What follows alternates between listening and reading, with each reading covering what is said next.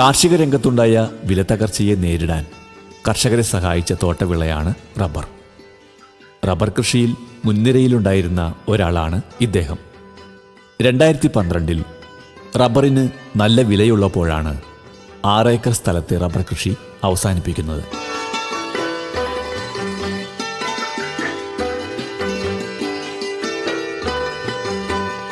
ഭാവിയിൽ റബ്ബറിന് വലിയ സ്ഥാനം ഉണ്ടാകില്ലെന്ന വിശ്വാസത്തിലാണ് റംബൂട്ടാൻ കൃഷിയിലേക്ക് തിരിയുന്നത്.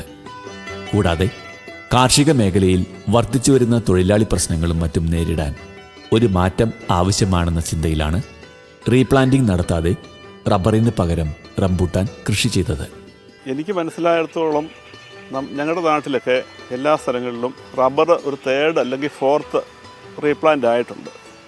അപ്പോൾ ഒരേ സാധനം തന്നെ സ്ഥിരമായിട്ട് നമ്മൾ റീപ്ലാന്റ് ചെയ്യുമ്പം മണ്ണിൽ നിന്ന് വലിക്കുന്ന മൂലകങ്ങളൊക്കെ സെയിം ആയിരിക്കും. അത് റബ്ബറിൻ്റെ വളർച്ചയും ഉൽപ്പാദനത്തെയൊക്കെ ഗണ്യമായിട്ട് ബാധിക്കും.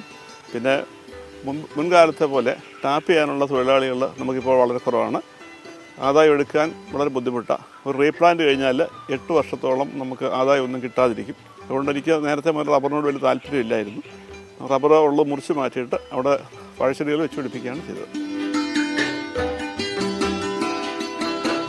ഇന്ന് മിക്ക വീടുകളിലും റംബൂട്ടാൻ മരങ്ങളുണ്ടെങ്കിലും ഇത് വ്യാവസായിക അടിസ്ഥാനത്തിൽ കൃഷി ചെയ്യുന്നവർ കുറവാണ്. ആരെയും ആകർഷിക്കുന്ന ഈ പഴത്തിൻ്റെ ഗുണങ്ങളും വിപണി സാധ്യതകളും കർഷകർ മനസ്സിലാക്കി വരുന്നേയുള്ളൂ.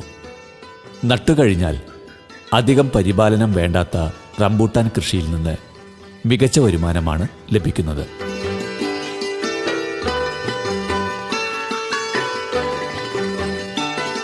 റംബൂട്ടാൻ കൃഷിയിൽ വിജയകഥ രചിച്ച കർഷകനാണ് ജോഷി ജോസഫ്. 2012 6 ഏക്കറിൽ 800 ചെടികൾ നട്ടുകൊണ്ട് തുടക്കം. 3-ാം വർഷം മുതൽ വിളവെടുപ്പ് ആരംഭിച്ചു. ആദ്യ വർഷവും 2-ാം വർഷവും പുഷ്പിച്ച പൂക്കളെല്ലാം നശിപ്പിച്ചു കളഞ്ഞു.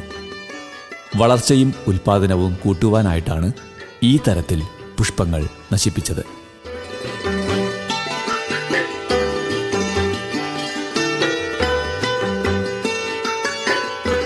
500 മീറ്ററിൽ കൂടുതൽ ഉയരമുള്ള പ്രദേശങ്ങളിൽ റംബൂട്ടാൻ ചെടികൾ ആരോഗ്യത്തോടെ വളരുകയില്ല. ഈ പ്രദേശങ്ങളിൽ പുഷ്പിച്ച് കായ്കൾ ഉണ്ടാകുവാനുള്ള സാധ്യതകൾ വളരെ കുറവാണ്. അനുയോജ്യമായ ഘടകങ്ങളെ വേണ്ട രീതിയിൽ പ്രയോജനപ്പെടുത്തി ഓർഗാനിക് രീതിയിലാണ് ഇവിടെ റംബൂട്ടാൻ കൃഷി നടത്തിയിരിക്കുന്നത്. ഒരു 5 വർഷം മുമ്പ് ഒരു ദിവസം ഇവിടെ അടുത്ത് പാല എന്ന് പറയുന്ന സ്ഥലത്ത് ഒരു റിലയൻസിൻ്റെ ഒരു സൂപ്പർ മാർക്കറ്റ് ഉണ്ട്. ഒരു ദിവസം രാവിലെ എന്തോ സാധനം വാങ്ങിക്കാനായിട്ട് അവിടെ ചെന്നു.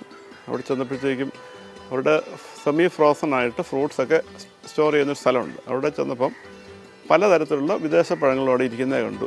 ബെറി, കിവിപ്പഴം, അങ്ങനെ പല വില കൂടിയ പഴങ്ങളാണ്. അപ്പോൾ ഞാനെൻ്റെ മനസ്സിലിങ്ങനെ ഓർത്തു, ഇത്രയും വില കൊടുത്ത് ഈ പഴങ്ങളൊക്കെ വാങ്ങിക്കാൻ ഈ പാലയിൽ ആരെങ്കിലുമൊക്കെ ഉണ്ടാകുമെന്ന് ഞാൻ ഓർത്തു. അന്ന് വൈകിട്ട് തന്നെ എന്തോ ഒരാവശ്യത്തിന് ഒന്നുകൂടെ അവിടെ കയറി പഴയ ആ ഫ്രൂട്ട് സ്റ്റാളിൻ്റെ അവിടെ ഞാൻ ഒന്നുകൂടെ പോയി നോക്കിയപ്പം പഴക്കൂടകളെല്ലാം കാലി, എല്ലാം വാങ്ങിച്ചുകൊണ്ട് പോയിട്ടുണ്ട് ആരെങ്കിലും.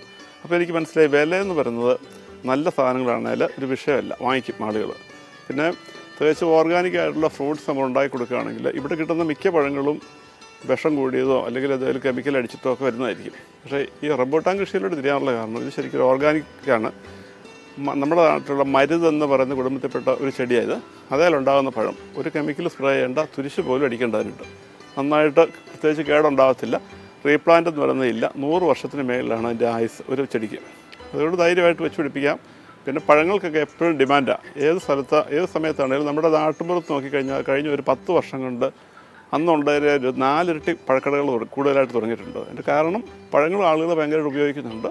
എന്തോരം ഉണ്ടെങ്കിലും വിറ്റഴിക്കാനും നമുക്കൊരു യാതൊരു ബുദ്ധിമുട്ടുമില്ല. അതുകൊണ്ടൊക്കെയാണ് അങ്ങനെ അന്ന് തിരിയാനുള്ള